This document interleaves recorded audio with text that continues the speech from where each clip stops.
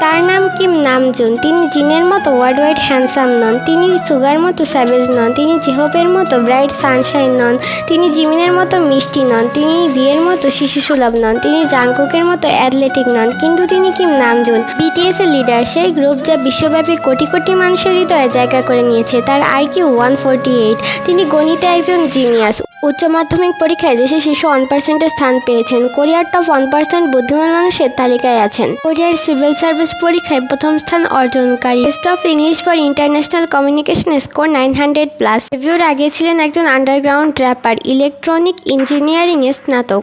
শুধু friends series দেখে ইংরেজি শিখেছেন। 3টি ভাষা, কোরিয়ান, ইংরেজি এবং জাপানিতে দক্ষ। গ্র্যামি রেকর্ডিং একাডেমি সদস্য, ইউনিসেফ অ্যাম্বাসিডর, জাতিসংঘে বক্তৃতা দিয়েছেন, Samsung ambassador, Big Hit share holder, কোরিয়ার সাংস্কৃতিক সম্মাননা পদকপ্রাপ্ত, কোরিয়ান মিউজিক কপিরাইট অ্যাসোসিয়েশন এর সদস্য, যার 160টি ক্রেডিট আছে। ডেবিট এবং প্রবন্ধ লেখা শিল্পে পারদর্শী, পিয়ানো বাজাতে জানেন, তাইফোন্ডাতে দক্ষ, মাটির শিল্পে দক্ষ, আইস স্কেটিং জানেন, সিফুড এবং সিগারেট ঘৃণা করেন। আলোতে ঘুমাতে পারেন, যা গড অফ ডিস্ট্রাকশন বা ডিস্ট্রয়ার নামে পরিচিত। তিনি র্যাপ করতে পারেন, গাইতে পারেন এবং নাচতেও পারেন।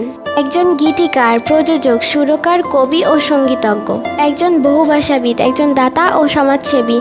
বই পড়ার ভীষণ শখ, প্রকৃতিপ্রেমী, ফ্যাশনের আইকন, একটা জীবন্ত শিল্পকর্ম। শেষে তার হাসি, বিশেষ করে ডিম্পল স্মাইল, সবার সেরা। কিম নামজুন, কে-পপ ওয়ার্ল্ডের সেরা নেতা।